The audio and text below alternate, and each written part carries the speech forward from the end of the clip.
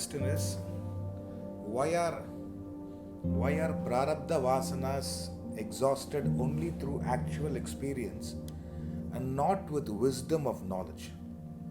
Why are Prarabdha Vasanas exhausted only through actual experience and not with wisdom of knowledge?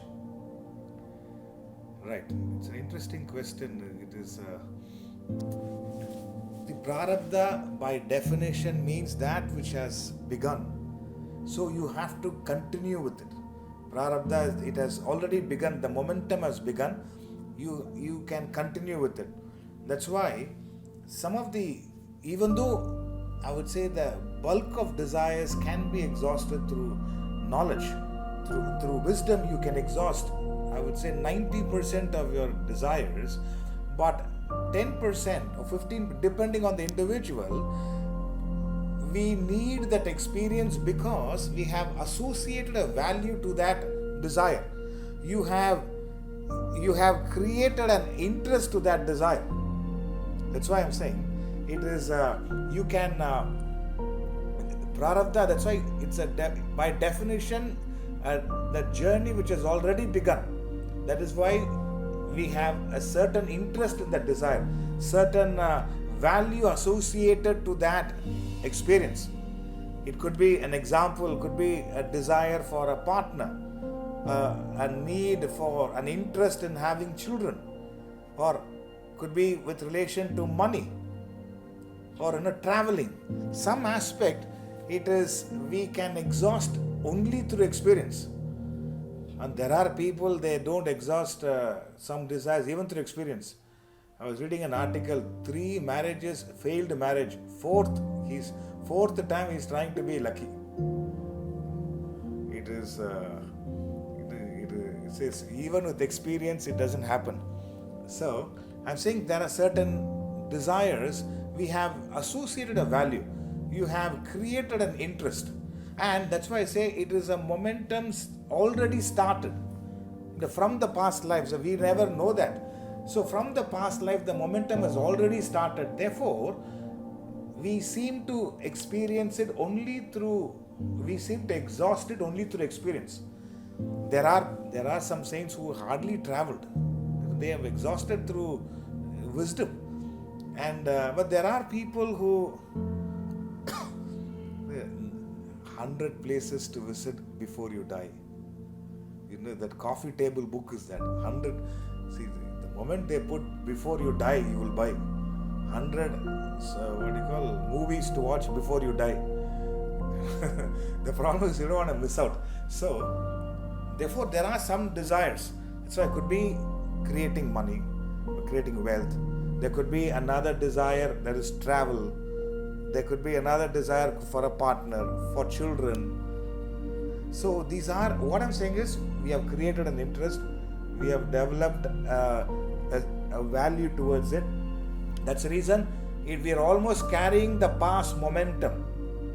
Therefore, it requires experience to exhaust it. The problem is 9 out of 10 don't even exhaust desires. We keep suggesting, we keep mentioning in the class, we only upgrade a desire. Like this man, like this Hollywood actor, after the 4th marriage, 3 failed marriages, 4th one. They keep upgrading. So, that's one of those, that's the actual reason. The problem is, when it comes to Prarabdha Vasanas, some of the Vasana as such, we will never know what our Vasanas are. We will only know by the thoughts and the desires which we entertain. By certain thoughts and certain emotions we have, we can understand this is our Vasana. And those Vasanas which you are able to exhaust through knowledge is that Agami Vasanas. Sanchita is a full set of Vasanas. It is entire, it's like a globe. Sanchita is a full set of Vasanas. From that, one aspect which has come is the Prarabdha Vasanas, which needs exhaustion. But Priyaji, as this individual, has the potential to exhaust the entire lot of that Sanchita. Sanchita minus Prarabdha is Agami Vasanas, which can be exhausted through knowledge. Through your wisdom, you can exhaust the entire lot of Vasanas, but this particular set of Vasanas which we have created a past momentum can be exhausted through experience. So this is highlighted by, this is more evident in the case of the self-realized masters. That's the second part of your question. When you say how, in what ways does it impact even an enlightened person to act differently between his self-realization and Mahasamadhi state. Mahasamadhi is the actual, the physical death of a person, and when by definition we say self-realization or God realization or moksha in this, or nirvana, means you have transcended all the desires, but still there are great masters who lived even after the so-called nirvana. So to explain that, they said there is this, they are only exhausting the Prarabdha Vasanas here. See, I always give this example, it is there in the Vedanta treatise as well. Imagine you're driving in a highway at 140 kilometers per hour. And then for an hour you've been driving and you switch off the engine. When you switch off the engine, there is still a momentum. Even if you try to apply the accelerator, it will not increase the speed. But all that we are saying is, it will, there is a momentum. It will come to a halt over a period of time. But there is a passenger, there is a driver, he is maneuvering it, he is even able to deal with the traffic, he is able to deal with the car properly. Eventually it comes to a standstill. Similarly, for a self-realized master, how it manifests is, the Prarabdha Vasana comes up, arises, he goes through it, no momentum given to that Vasana. No momentum given. They go through it, exhausted. Go through it, exhausted. It is almost like you cannot give momentum to a car which is switched off. But why it still travels? Because of the past momentum. It still continues. Therefore, that is why we always say it is what we call as neutral momentum. It is in a state of neutral momentum. And what they deal with this Prarabdha Vasanas with total objectivity. So there is no upgradation, the Vasana comes up, they go through the experience, it's exhausted, it has transcended. So it is Ramana Maharishi, after his so-called self-realization, he was hardly spoke, he was in silence. That was his Prarabdha Vasanas. Swami Ramatirtha lectured all over. Swami Vivekananda also traveled to the United States and lectured. So Saint Tyagaraja sang great kirtans. Kabir sang great bhajans. Or Tukaram, or you find all these great people, according to their Prarabdha, their Swadharma and their Prarabdha Vasanas, they function accordingly and exhausted it. So that's why it is and no spiritual master who has gained that nirvana, they function in one way which is similar, which is they don't give any momentum to the Prarabdha Vasana. And each one's expression is different. Saint Tyagaraja, he sang and sang. The history says that he sang almost 37,000 kirtans, and only 1,000 kirtans is available, or less than 1,000 is available. Can you imagine? The humanity has lost 36,000 kirtans of Saint Tyagaraja. And so, see, if you ask me, were they affected? Oh my God, I have composed 37,000, and at least somebody should have archived it and used it so that others can benefit. No such desire. No momentum given. See, that they were at their heights of their inspiration, they sang, and that's about it. Whoever was there, whoever made a note, they passed it on. There are so many aspects, they wouldn't have made a note. So it's not passed on, it just evaporated.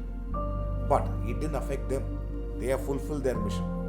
So each person, according to their swadharma, manifests their actions, their karmas, and they go through it, they exhaust it. There's no question of preserving, there's no question of creating an impact, no such thing. They go through it and they exhaust it. So that's why Ramana Maharshi hardly traveled. He was in one place only. And throughout the day he will sit in silence. And after a few hours he will turn from one side to other side and he will sit the other side. That's it. But he still communicated. It could be, that's why Swami Ramatirtha, Swami Vivekananda, they electrified the audience. So there are different ways they function. But were they any keen interest? Ramakrishna, Vivekananda set up the thing, that's about it. He created a platform for others to take it up and deal with it. So, Prarabdha, to answer your Prarabdha Vasanas are that which it by definition means you have created a momentum. So it can be exhausted through experience, because the momentum has given a value to that experience. The momentum has created an importance to that desire. Therefore, it is they need that experience. Adi Shankara had no thought of a marriage. The sannyas was not even, there was no effort in becoming a renunciate. Because past karma was like that. There's no momentum. And there are some other celebrities, 4 marriages failed, 5th they keep trying. It is like that. So, it's a fascinating journey. But the glory is, being a spiritual seeker, a sadhak, you have the potential to exhaust the entire agami, which is that if we have a diagram, it is a big circle, like a universe is your Sanchita Vasanas. That from that one drop, one point is Priyaji which has come up, but that point which is Priyaji has a potential to exhaust the entire set of Vasanas, which is you can transcend all lifetimes, possible lifetimes, using your Purushartha, the choice of action. But you are left with only the Prarabdha, because of the past momentum. So many births, that momentum is created. Could be wealth, could be material wealth, could be physical health or relationship, something is created. So you have to exhaust it through experience. So that is how it is. But let's focus on exhausting whatever possible through knowledge. That's all. Let us not justify, I think this is Prarabdha because I need it. It is justification. If somebody says, I think this is Prarabdha, I need that experience, we can't be giving that reason for the 3rd and 4th marriages. So, I'm just saying, it is if our entire effort and focus is on dealing with the desires, managing it carefully, controlling it, and eventually transcending it. And once you have transcended all, the Prarabdha doesn't even bother you. Did silence bothered Ramana Maharshi, or did electrifying an audience bothered Swami Vivekananda? Was he trying to go through, what do you call? There are some clubs which helps you to talk, public speaking. Toastmasters club. Did any Swami Vivekananda or Ramatirtha, did they go to Toastmasters club to become better, orators? No. That desire, and they were some of the greatest orators. They were greatest orators. So they go through that, exhausted. That's it.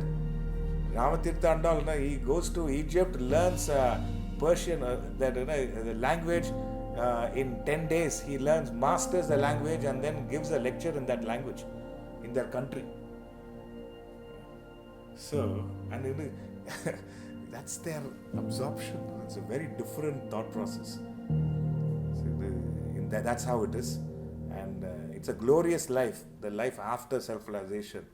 Because whatever you do is a form of service. You can imagine saying Tyagaraja, 37,000 kirtans. The poor humanity could only save 1,000. All the classical musicians now are only singing the 1,000. I don't know anybody created new kirtans. They're all singing his kirtans. So that's the grandeur of their life. Even we are part of that festival, cultural festival, where our lectures are telecast every day now. So it's a new beginning for us, a new audience for us. So starting from today till the 12th of December, I think Sreedharanji would have shared the details. It's a great opportunity to listen to some of the most profound classical musicians, vocalists, instrumentalists, and the dancers as well. Plus, my lectures are also there. So 12 days festival. So it's a great experience. Whoever has interest, try and subscribe and listen to it. Classical music is, once you are tuned to classical music, it's a very different thought process. Everything else looks like noise. Once you are tuned to classical music, it's incredible music it is. And it's all pertaining to the divinity. That's the best part. It is all pertaining to divinity. So think about it.